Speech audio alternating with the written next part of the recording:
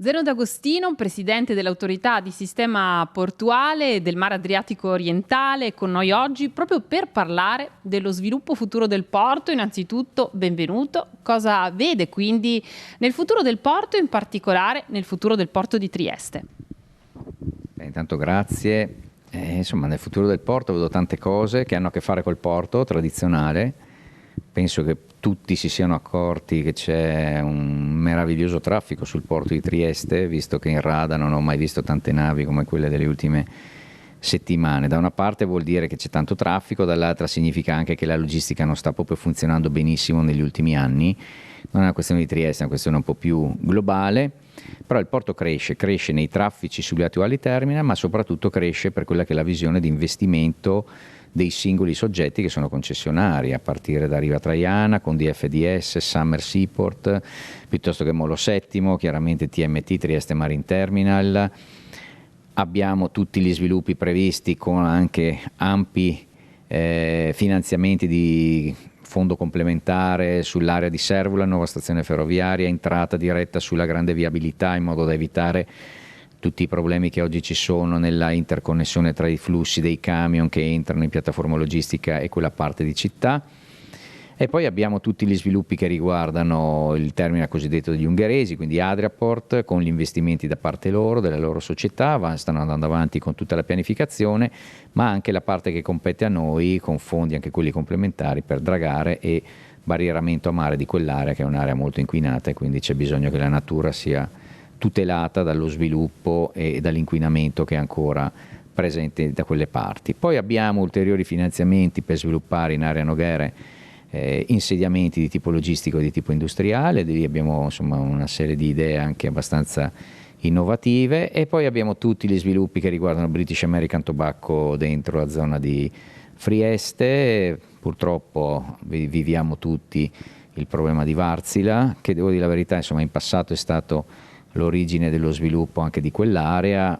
Oggi purtroppo una crisi tanto pesante e profonda, quindi non è che possiamo pensare di ricucire in qualche modo, però ecco, in quell'area, se da una parte c'è appunto una crisi così pesante, insomma, consideriamo che lì in fianco stiamo costruendo i nuovi stabilimenti per BAT. British American Tobacco ha intenzione di potenziare ancora investimenti da quelle parti dal punto di vista della logistica e ancora di produzione, quindi insomma ci sono tutta una serie di elementi positivi che non riguardano solo il porto, riguardano appunto anche zone fuori dal porto, e chiaramente fuori dal porto si parla di logistica, si parla di industria.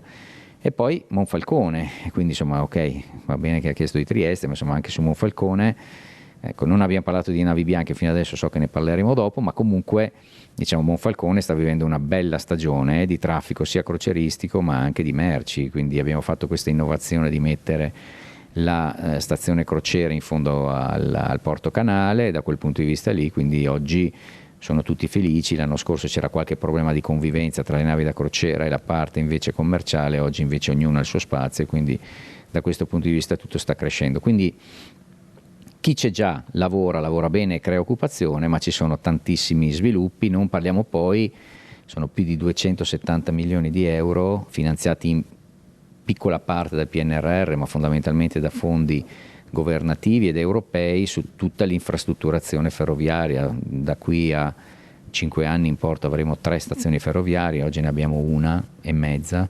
e tra l'altro tutte ipertecnologiche. Oggi gli scambi sono ancora a mano, andiamo verso tutta una parte tecnologica, quindi con una capacità di movimentazione importante. Questo è un po' il futuro del porto. Io dico sempre che il futuro del porto non è il porto, nel senso che il senso è quello di cercare di sviluppare tante cose che hanno a che fare sempre meno con gli aspetti tradizionali della portualità, ma il porto è un luogo sul mare dove si possono fare tante altre cose, no? Uno dei temi che è anche abbastanza importante, quasi di moda ultimamente, per esempio quello dei dissalatori, no? Oggi abbiamo problemi importanti di acqua, siamo sul mare, di acqua ne abbiamo quanta ne vogliamo, dobbiamo essere in grado di fare investimenti con una certa visione, perché da qui a 10 anni, visto il caldo che c'è adesso, non oso immaginare che cosa ci sarà. Quindi potremmo dire che quest'ultima sarà sicuramente una delle sfide per il prossimo futuro, per il porto di Trieste, ma anche, ha citato quello di Monfalcone, e anche in uno scenario geopolitico particolare. Sì, c'è una cosa interessante, cioè il mondo si sta abbastanza armonizzando, in senso forse peggiorativo, ma armonizzando dal punto di vista trasportistico e logistico e geopolitico.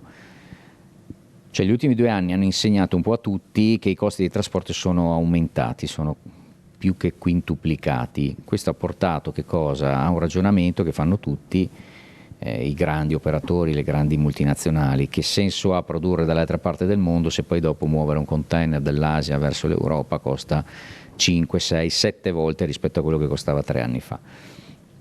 Questa cosa a che cosa porta? A cercare di spostare il meno possibile merci, e quindi se non si spostano le merci mantenendo la produzione in Asia, si sposta la produzione, e quindi questo è un fenomeno di cosiddetto reshoring che sta avvenendo. Anche il caso di BAT è un caso proprio specifico di reshoring o di nearshoring, come viene chiamato, cioè riporto più vicino ai mercati di consumo la produzione, anche perché i costi di trasporto sono molto alti, quindi cerco di ridurre il più possibile l'impatto del costo di trasporto sulla produzione. Questo è un processo che sta avvenendo in tutto il mondo. È chiaro che l'Italia non è ancora un paese così, diciamo, interessante dal punto di vista della rilocalizzazione produttiva, ma lo è la Turchia, lo sono il Marocco, quindi noi che abbiamo un ponte di merci importanti con la Turchia, e soprattutto noi che abbiamo un porto franco, diventiamo veramente un territorio importante all'interno di questi processi globali di rilocalizzazione industriale. Quindi questo ci alimenta ancora di più domanda di posizionamento di attività logistiche piuttosto che industriali da queste parti, chiaramente in Portofranco, perché questo dà dei vantaggi importanti dal punto di vista doganale.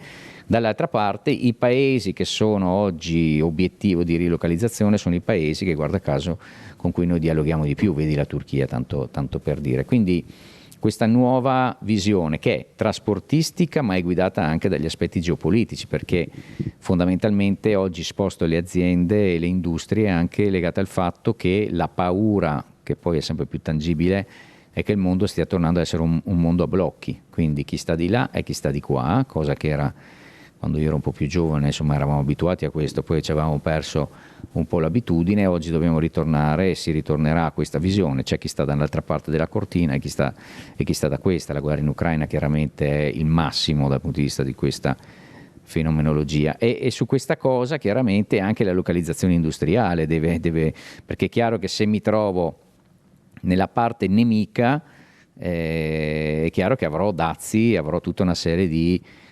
vincoli, di ostacoli alla gestione e al trasporto delle merci. Quindi oggi questa rilocalizzazione, che ha una natura precisa di tipo economico, come si spiegava prima, ma che è anche giustificata dagli aspetti nuovi di geopolitica a blocchi che si stanno creando, sta portando tutta una serie di impatti positivi a questo territorio, perché questo territorio, al contrario di tanti altri, si è organizzato mettendo insieme portualità, trasporti, logistica, industria, zona franca e quant'altro. E quindi tutte queste cose messe insieme con un unico coordinamento delle autorità di sistema rendono molto appetibili gli investimenti da queste parti. Quindi ecco, sì, la geopolitica sta portando degli impatti, torno a dire, sono abbastanza armonici rispetto a tutto quello che avviene a livello economico, e però rispetto a tanti altri territori qui ci siamo organizzati in tempo.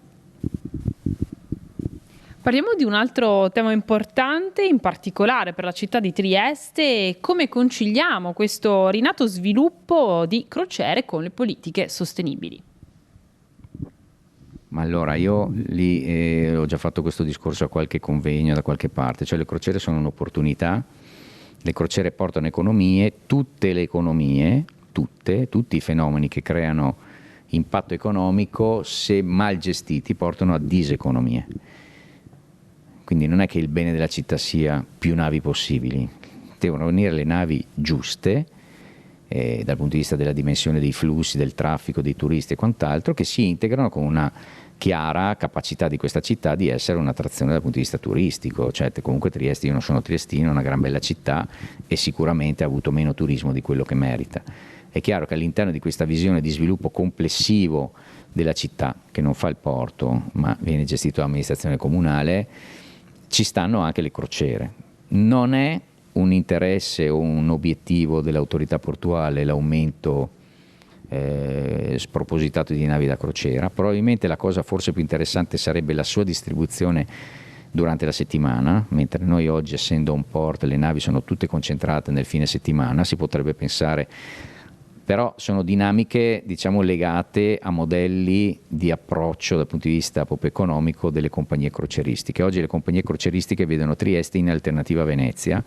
Venezia è on port, quindi in un on port arrivano i turisti con i loro mezzi, piuttosto che con i pullman, piuttosto che con i voli aerei e quant'altro, e salgono per iniziare la crociera. E stessa cosa fanno alla fine per scendere. Si può essere anche porto di transito, questo significa che non hai l'impatto delle auto, ma hai solamente carico e scarico dei turisti che, arrivati appunto nel porto di transito, vanno a visitare la città. Questo è oggi il 20% del nostro traffico. Quindi che cosa vede il cittadino? Il cittadino vede tante auto, vede tanto traffico, perché noi ancora svolgiamo quel tipo di ruolo. Un po' alla volta, queste sono dinamiche di maturazione del mercato. Quando una compagnia si abitua a un determinato porto, trasferisce dalla gestione on port al porto di transito i suoi turisti, e infatti lo stiamo vedendo, cioè già da un anno all'altro vediamo che aumenta il transito dei passeggeri rispetto a quello che invece è il ruolo di on port. Questo chiaramente è meno, dal punto di vista economico, è meno positivo per il terminal, perché chiaramente un terminal, se gestisce parcheggi, carico e scarico dei bagagli e quant'altro, guadagna di più.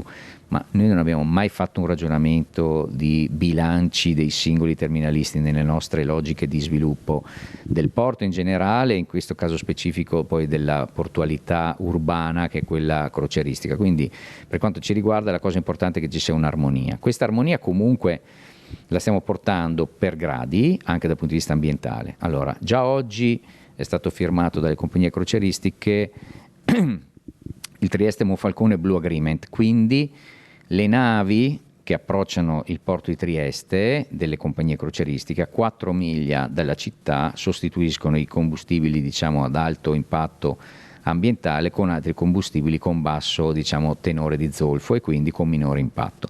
Non è previsto per legge, è un accordo che abbiamo chiesto noi, e d'accordo le compagnie lo hanno applicato. E quindi già oggi, se voi guardate anche i colori dei fumi che escono dalle navi, non sono i colori che voi vedete di solito quando le navi stanno in mare, sono molto più bianchi, sono sia determinati da un bunker, cioè da un carburante che è diverso, e sia dal fatto che mettono appunto gli scrubber, cioè dei filtri che filtrano i fumi quando sono in porto. E questa è una cosa.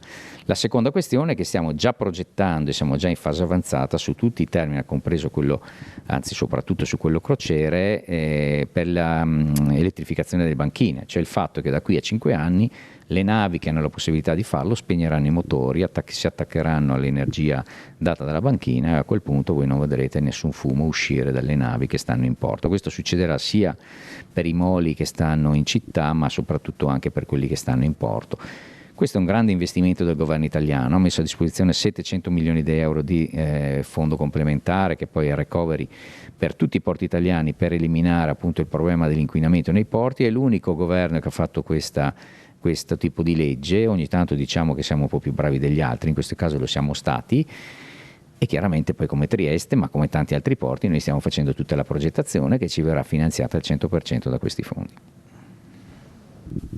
Sono tutti argomenti veramente interessanti per quanto riguarda il futuro del porto, ma non del porto soltanto, della nostra città.